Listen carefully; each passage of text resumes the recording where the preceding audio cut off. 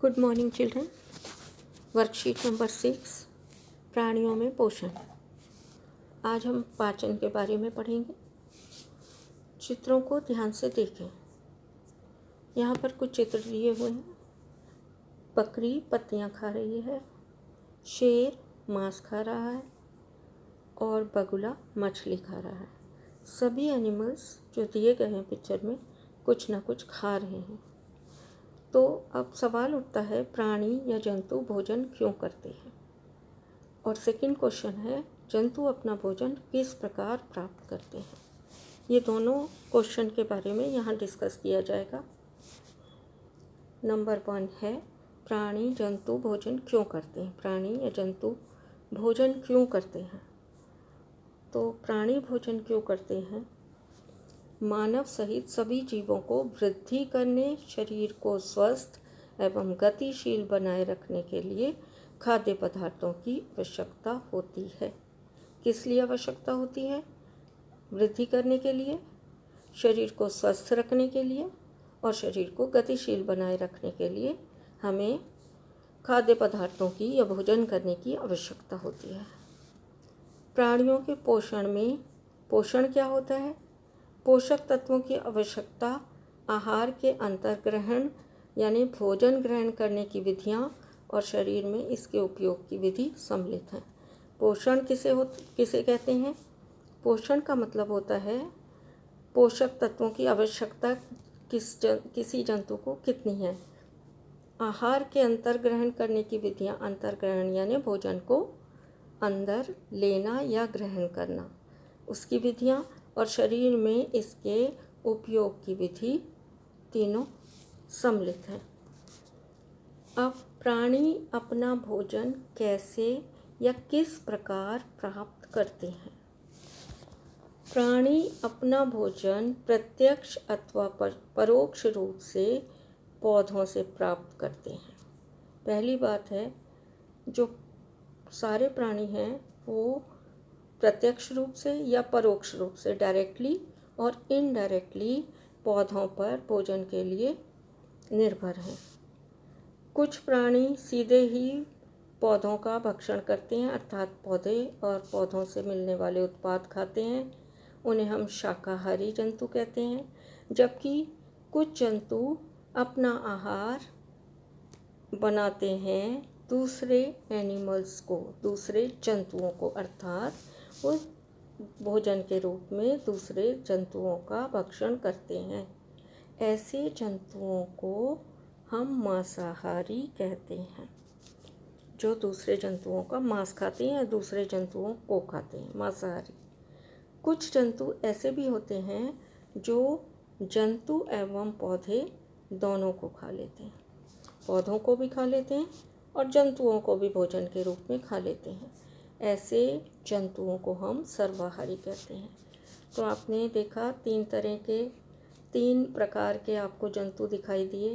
जीव जंतु शाकाहारी, जो पेड़ पौधों या उनसे मिलने वाले उत्पाद को खाते हैं, मांसाहारी जो दूसरे जंतुओं को खाते हैं, और सर्वाहारी जो पेड़ पौधों एवं जंतुओं दोनों को खाते हैं।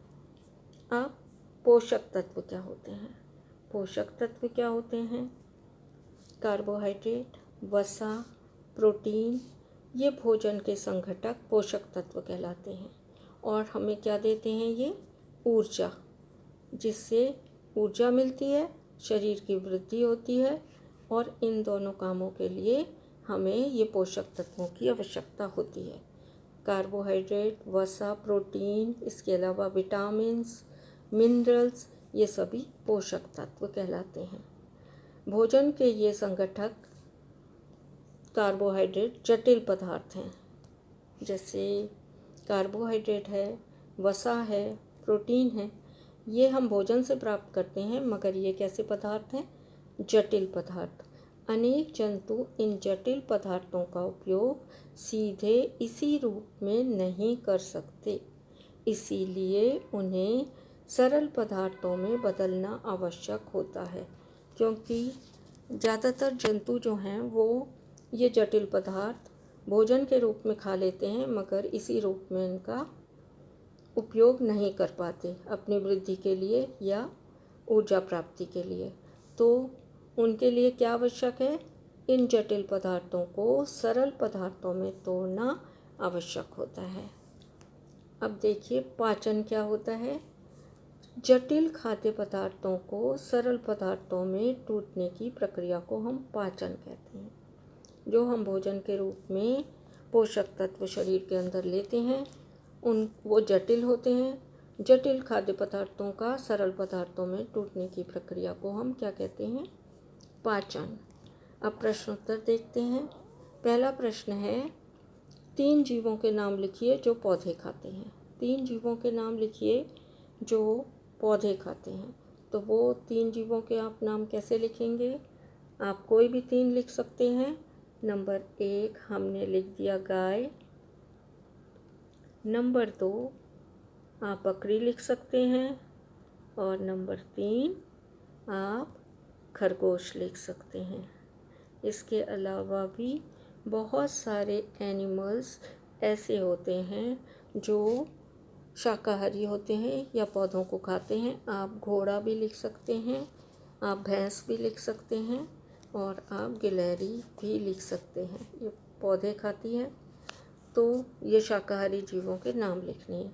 सेकंड क्वेश्चन है आपका, डैश तथा वसा का उपयोग हम ऊर्जा प्राप्ति के लिए करते हैं। तो ऊर्जा हमें कौन कौन देता है? एक वसा, और यहाँ पर आप क्या लिखेंगे? कार्बोहाइड्रेट। कार्बोहाइड्रेट हमें ऊर्जा देते हैं। कार्बोहाइड्रेट और वसा का उपयोग ऊर्जा और प्रोटीन का उपयोग शरीर की प्रोटीन का उपयोग हम क्यों करते हैं? शरीर की वृद्धि के लिए। वृद्धि यानी छोटे से बड़े होना, तो वृद्धि के लिए करते हैं। पाचन से आप क्या समझते हैं? थर्ड क्वेश्चन है आपका, पाचन से आप क्या समझते हैं?